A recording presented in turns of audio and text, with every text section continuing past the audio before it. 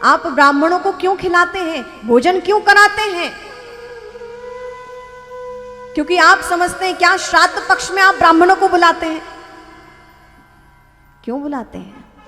आप सोचते हैं ये खा लेंगे तो हमारे पितृ तृप्त हो जाएंगे, ब्राह्मण भोज कराएंगे तो परमात्मा तृप्त हो जाएंगे। क्यों? क्योंकि ब्राह्मण का मुख ही यदि आप उनके मुख में दे रहे हैं तो भगवान के पास ही पहुंच रहा है, क्योंकि भगवान का मुख ब्राह्मण है।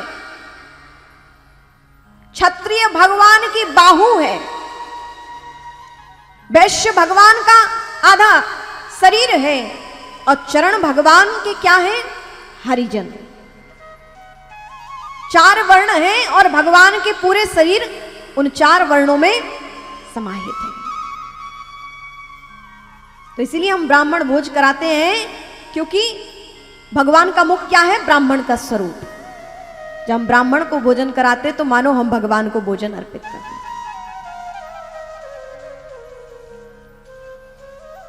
सर्वत्र पूजनीय है। विप्र धेनु, दूसरा है धेनु। धेनु कौन? गाय, गौ माता। सर्वत्र पूजनीय है। जिन धेनु की रक्षा करने के लिए स्वयं भगवान कृष्ण गोपाल बनकर आए।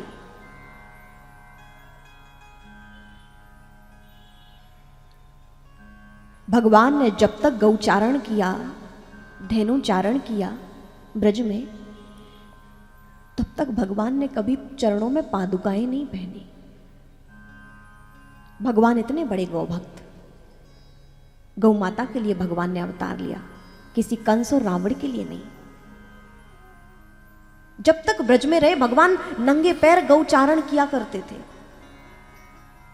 कोई सीमेंटेड भूमि नहीं थी, ककरीले पथरीले मिट्टी से युक्त वो मार्ग, उस पर भगवान गौचारण करने जाते। कभी ब्रज में रहकर भगवान ने पादुकाएं धारण नहीं की जब गौ सेवा की, और ब्रज में रहे तो कभी भी भगवान ने अपने चरणों में पादुकाएं नहीं पहनी। ऐसे भगवान गौ सेवक, गौ भक्त। और आज उन गायों की क्या दशा हो रही है? मैंने एक वीडियो देखा कि जिसमें 150 किलो गाय ने पॉलीथिन खा ली, इतनी बीमार कि उसके पेट फाड़ के 150 किलो पॉलीथिन निकली, और बाद में वो फिर बची नहीं गाय। ये हाल है। और आप गाय को क्या देते हैं? जो बचा खुचा रात का बासी भोजन बचा इकट्ठा कर दिया, पन्नियों में बांध दिया, सड़ गया गल गया, इकट्ठा फिर ले जाके गऊ को जा रहा है।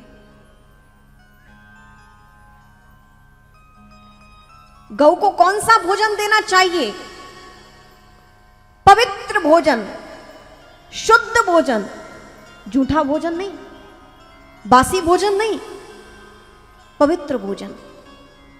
हमारी सनातनी भारतीय परंपरा, हमारे पूर्वज जिन्हें पालन करते थे, गाय को कौन सी रोटी जाती थी?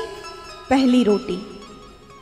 यहां माताएं बैठी हैं, आप सब एक श्रेष्ठ कुल की बधुएं यहां बैठी हैं, माताएं बैठी हैं, बहनें बैठी हैं, आप सब जानते हैं।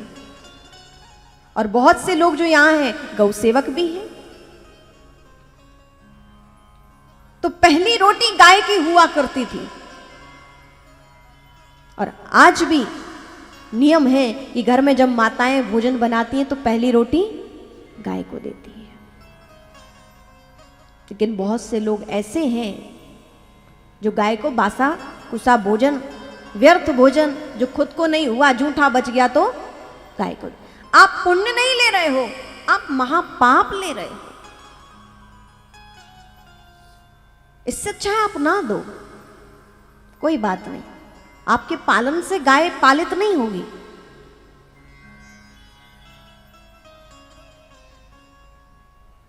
गाय में सभी देवी देवताओं का वास है,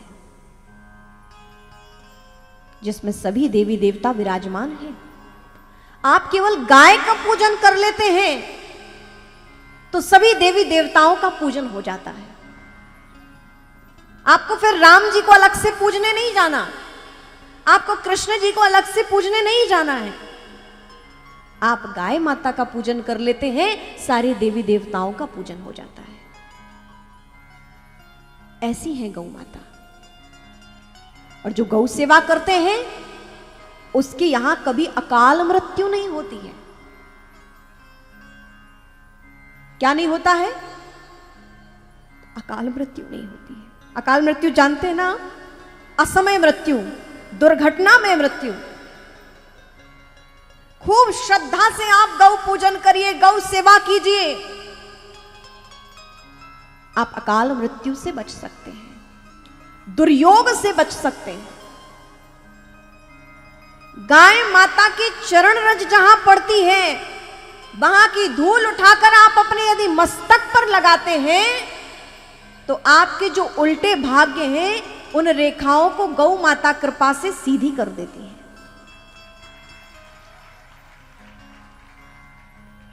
आप कोई शुभ कार्य करने जा रहे हो तो आप गौ माता की परिक्रमा करके जाइए, आपके कार्य सफल होते हैं।